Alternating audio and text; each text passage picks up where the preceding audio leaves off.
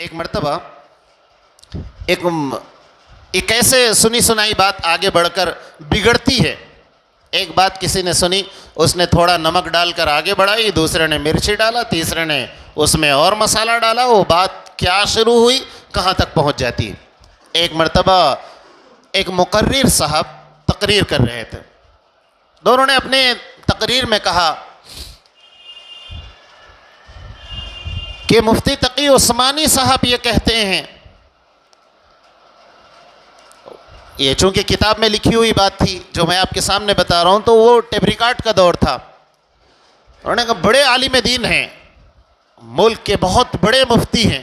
تو ان کا حوالہ دے کے ایک صاحب اور ہے، مفتی تقی عثمانی صاحب کا یہ قول ہے، ٹیپ پر قرآن شریف، ٹیپ ریکارڈ پر قرآن شریف نہیں سن سکتے، وہ گانے سننے کے برابر ہے.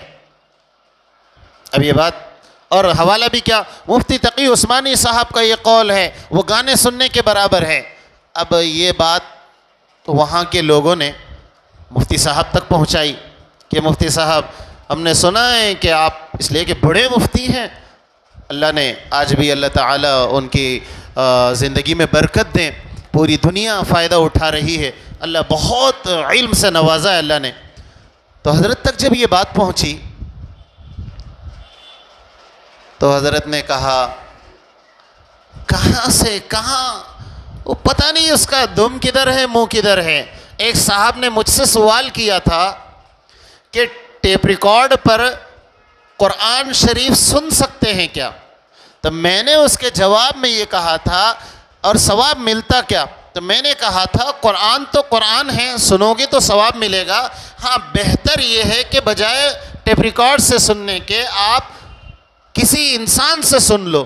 میں نے یہ جواب دیا تھا. اب دیکھیے، اب اس بات میں اور اس بات میں کوئی تعلق ہے؟ میں نے یہ کہا تھا کہ بجائے ٹیپ ریکارڈ کے ڈائریکٹ کسی انسان سے سن لو، زیادہ بہتر ہے.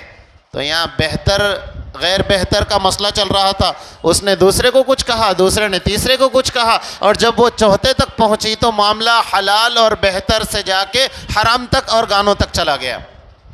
یہ ہوتا ہے، بات حقیقت کچھ ہوتی ہے اور بگڑتے بگڑتے وہاں تک پہنچتی ہے. اللہ ہم سب کی حفاظت فرمائے.